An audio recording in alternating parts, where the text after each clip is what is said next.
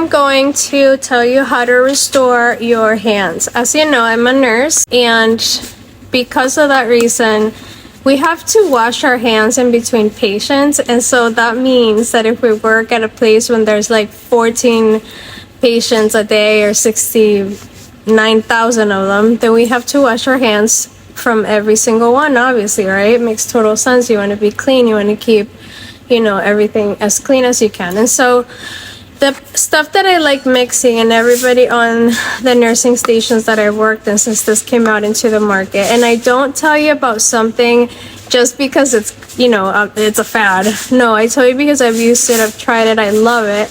And it's basically any hand lotion, which we also carry. So this is just any lotion that I have available.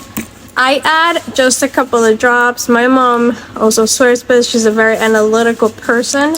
And what it does is, this is a CBD oil, 300 milligrams. It's called the Artistry Studios Zen and Energy. And so it's going to protect my hands, keeping them soft, and again, avoiding cuts all over the place.